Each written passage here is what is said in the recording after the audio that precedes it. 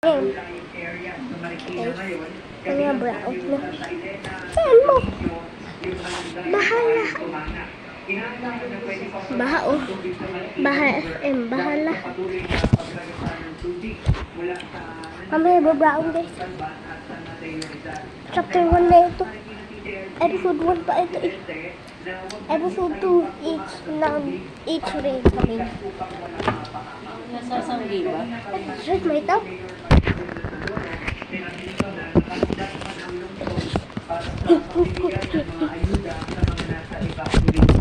Ano ba, Pete? Paano mamaya brown?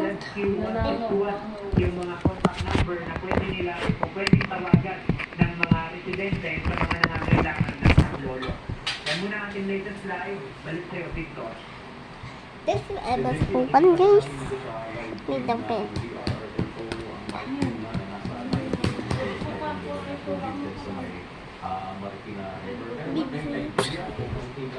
ang apektado ng mga pamilya o mga residente ng Marikina dito sa pagtaas ng tubig at sa takbang ng resources ng city government What is happening guys?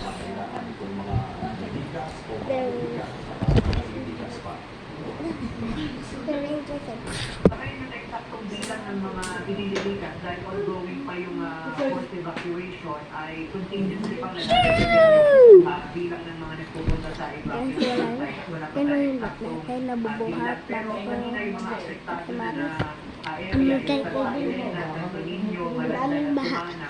Nagpupuntahan na yung Next mga tayo na. residente doon sa mga evacuation Tingin. site. At sinabi naman ng Marikina si Next Terry tayo. na nakahanda sila dun sa pagbibigay ng Kunti mga na labas yung tubig baha. kailangan ng mga residente at sa Kaya pati lang, kanilang backyard. resources. Sa ngayon, meron na sa 15 na evacuation Wala site pang ang baha. Marikina City na pwede Mahihula puntahan kung o pasok yung si pagdadaanan ng mga residente na kailangan nga ilitan. Ang paalala ngayon ng PCE government dun sa ating mga kababayan, kung halimbawa yung area nila ay nakita nila na hindi pa naman ganun tumataas ang tubig at hindi pa inaabot, pero posibleng tumaas yung tubig, ay mas mainam na lumikas na din dahil baka sa patuloy na pagbuhos ng ulan ay abutin din sila na baka hanggang sa mamayang tanghali o mamayang hapon. Sabaw ulit?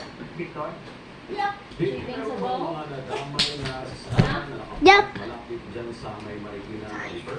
I'm prepared for the Meron tayong mga nakita na I'm going to mga take a sasakyan na inabot na rin na baha. Particular dito sa area na Santo Niño, yung mga may tricycle, may mga sasakyan na pagpasada na inabot. Yan yung mga nakapark dito sa may gilid ng Marikina River.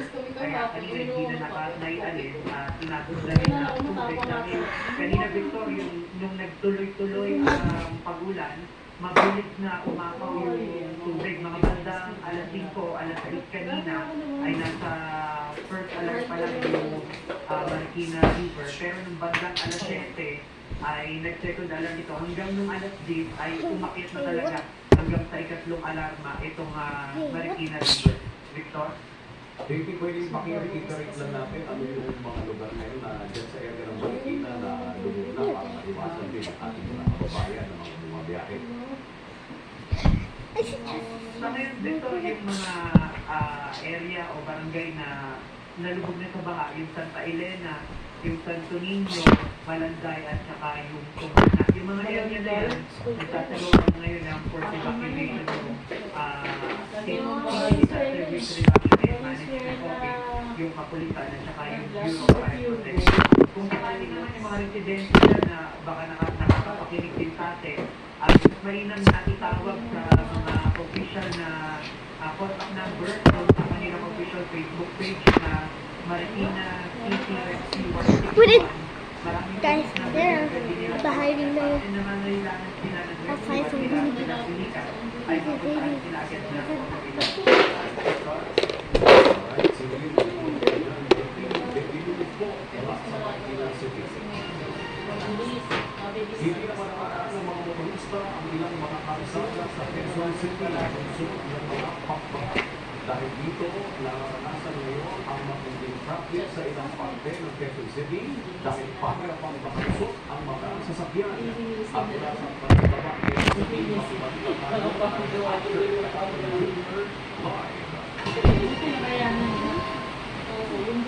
kumusta ang sitwasyon dyan sa Milayo?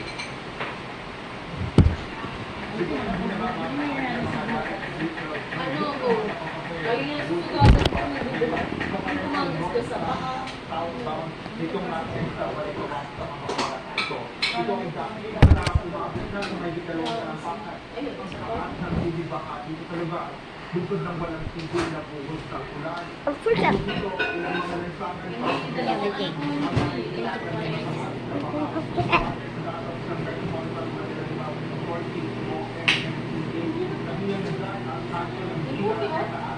At Maria Panalaktaon at ang kanto ng Ilo Digit at G. Araneta na parehong nasa 45 inches o may dalawang talampakan na nasa tatlong talampakan ng talampakan.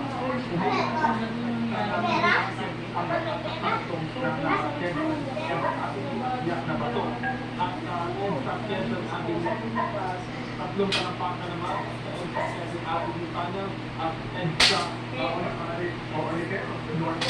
ang mga inches sa mga Make for episode 2 for tomorrow.